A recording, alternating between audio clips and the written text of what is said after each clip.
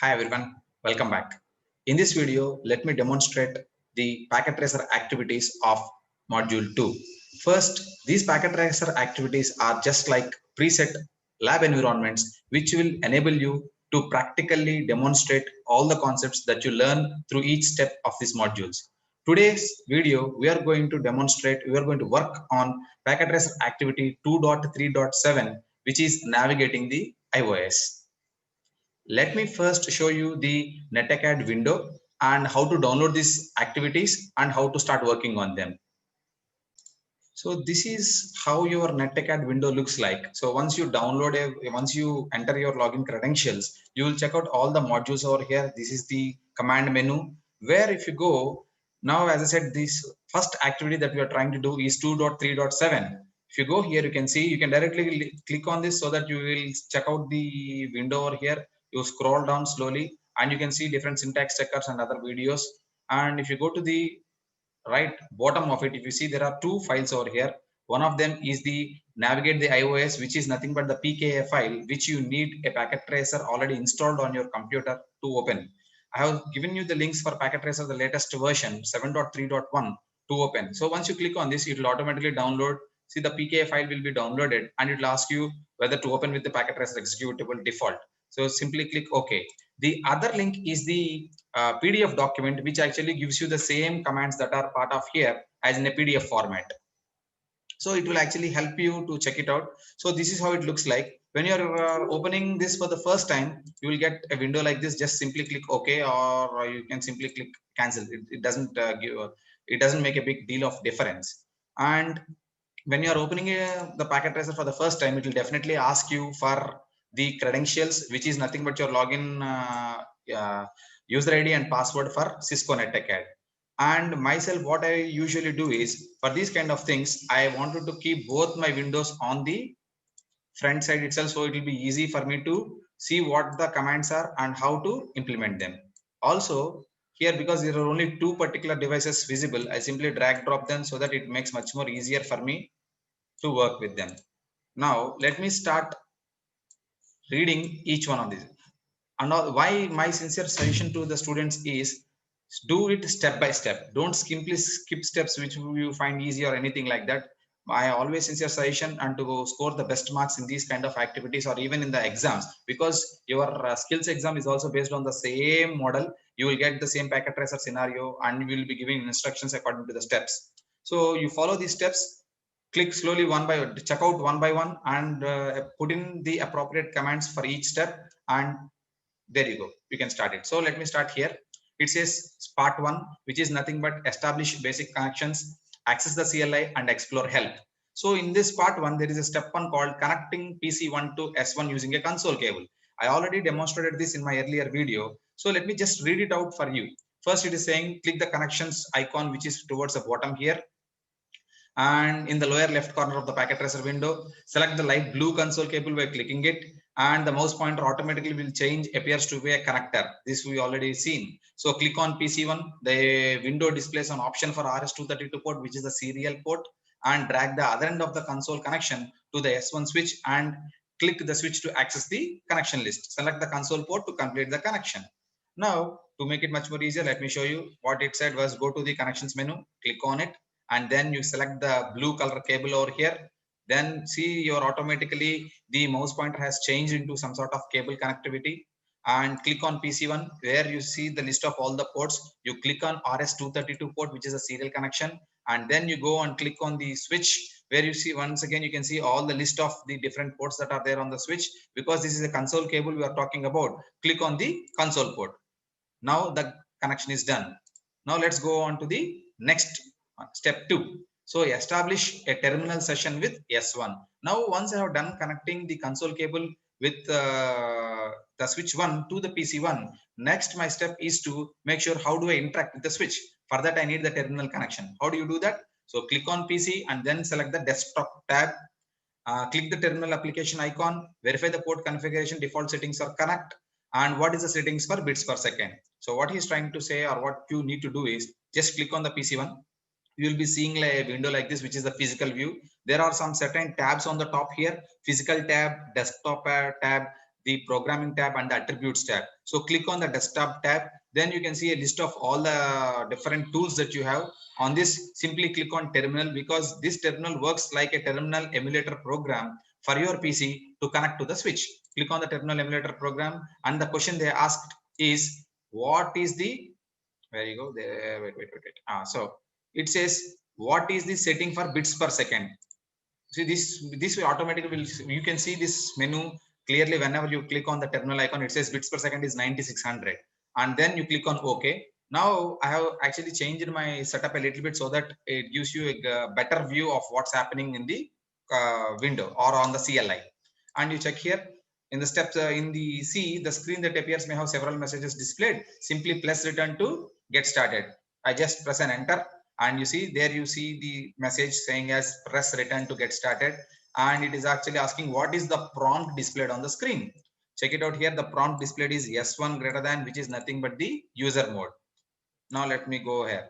So explore the iOS help. It is asking me in the step 3, the first point, it is asking me, do I just press a question mark and see what happens. So I'm doing it. I put in the question mark, and if you can see here, it is actually giving me a list of all the commands that are possible in the user executive mode. I told you that user mode is not the heavy using mode. It is only like a read only mode, which only supports very few commands. If you can see here, you can see different types of commands that can be used here are displayed: connect, disable, disconnect, enable, exit, logout, ping, resume, show, telnet, terminal, traceroute. These are all the commands that your user mode supports. And if you're saying which command begins with the letter C, check it out here. The command that starts with the letter C is the very first one itself, which is nothing but connect, which is like to open a terminal connection. And now it is saying that at the prompt, type T and then a question mark. So I wanted to find type T. Sorry, I am just entering T and then a question mark. It is giving me 3 options. That means there are 3 commands that start with the character T. Which one are the telnet, terminal, and traceroute? So now it is asking me just go for T, E, and then a question mark. See, automatically when I put in a question mark, now I got only 2 commands, that are telnet and terminal. So this is we already discussed in my earlier video. These are all called as context sensitive helps, where if you want to find out what the type of parameters that you want to send, what are the different commands that are available to you, just press in the question mark over there. Now this is a context sensitive help. Let's go to the part 2 mode. And in this activity, what we want to see is so that's our part 1 done. It's very simple and very easy once you follow the step-by-step procedure that I suggested. Now get to the part 2. In part 2, what it is asking is, why don't you explore the executive modes? So here in the step 1, it is saying enter the privileged executive mode. So for that, it is also telling me that go into the, see, it's saying just press a question mark here.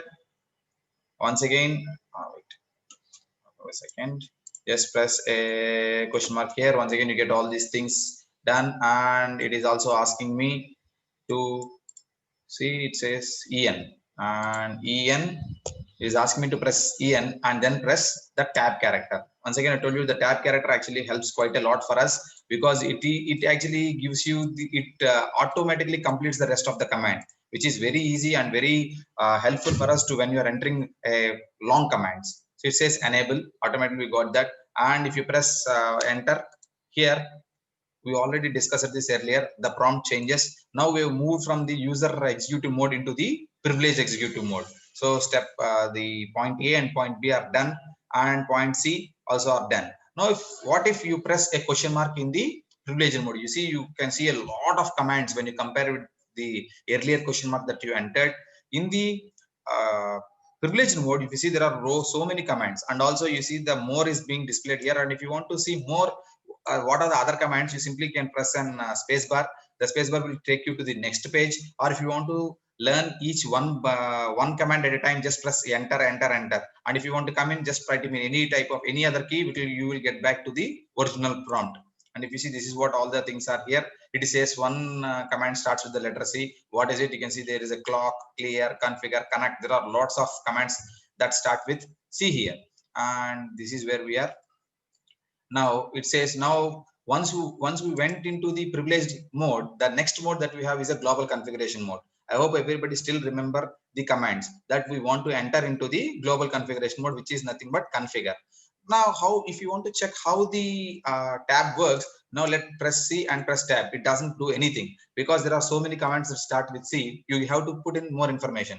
CO and press enter. Still nothing. And then CON and then press tab.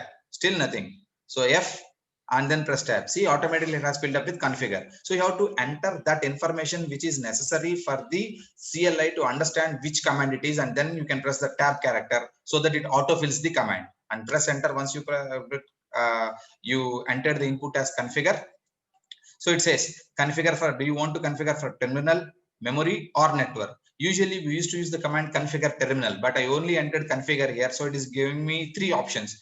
Where do you want to configure from? So you want to configure from terminal, memory or network, and you can see it is displaying here as terminal, which is the default one. You can simply, if you see, it's also written down here.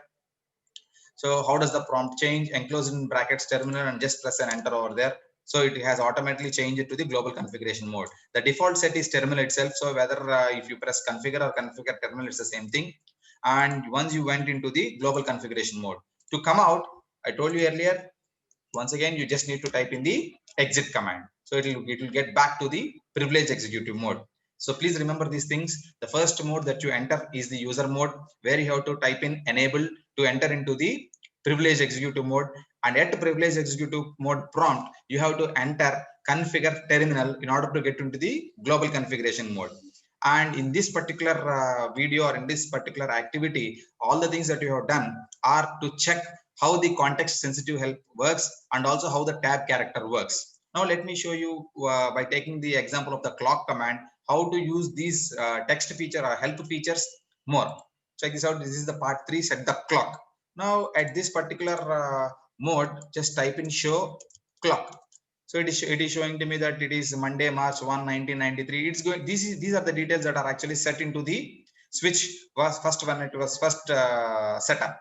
But I want to change the details now. So how do I change the details? So check it out here. It is actually asking me to enter this step by step. So clock, enter. What happened? It says incomplete command. And after the incomplete command, what do you want to do? So I don't know what to do. So I just can press question mark over here. Now, because I don't know what to do after clock, when I simply press the question mark, it is saying to me clock set the time and date. You got to give it the time and date for it. So how do you set it? Once again, you go clock set clock. Let me show you the same thing. Clock set, then a question mark. So it's saying, okay, fine, clock set. What do you want to put it? And you have to enter this in this particular format only: hours, minutes, and seconds. You have to enter the. So let me enter. Let me show what it is asking. It is showing based on the information requested by issued the clock set command. Enter a time of 3 p.m. by using the 24-hour format of 15000. Okay, fine. So let me set that. So clock set 15. Clock set 15 colon 00 and enter.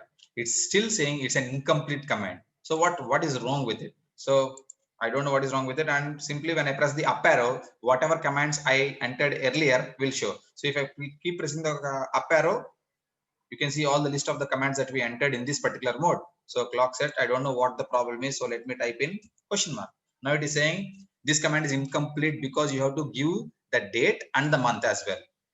So let me check it here. Now it's saying that attempt to set the date to so 31st of January 2035. How do you issue it here? So clock set 31st Jan 2035. See, it has taken the command. Now I see what the way I reach to this command is by simply entering the question marks at appropriate. So if I don't know what to do and I don't know what the options are available for a particular command, always make it a habit of typing in the question mark, which will tell you what to do. This is a very great help feature in CLI, in the iOS CLI. So it's been done. If I want to see whether this has been set properly or not, I can always verify. See show clock, it is showing to me UTC Wednesday Jan 31st 2035. So I changed the time and date of our earlier switch to the date and time of my own request or of my own requirement. Okay, so that's it, done. This is what I've shown you. I have typed this command and this is what we got. There are the step 2 in this is you can actually explore the other additional commands like how the tab character works, what confirmation. Now if you typed in anything wrong, what will show? It will always show you simple. I'll show you one more example before I wind this up. So clock set enter. So it always shows incomplete command, and unless until you type in all the parameters for the predefined command, it will not accept it. I told you there are two help features. One of them is the context sensitive help, the other one is the content check help. So if you see here, whenever I typed in some mistake, it will automatically show you that it's an incomplete command. And if when it comes like this as an incomplete command, I can simply put in the question mark and I will find out what is missing or what it requires to finish that command. So this is how we work it. And because this is the very first packet tracer activity, which is we are only actually going to play with some of the commands, but in the future for other packet tracer activities, there will be a small meter over here which will tell you how much percentage that you completed, whether you have done all the parameters specified in the activity or not. If you see here in packet tracer activities, they will not allow you to play with these things because they're already, most of them are set. Now if I click on the switch and if I want to access CLI, it shows user use CLI tab is locked, because in this activity whatever points or whatever data that we need to do, only those you can do it here. You cannot simply open and you cannot work on your own in these packet tracer activities. So guys, thank you very much, and the next packet tracer activity I will upload in a few days. Thank you.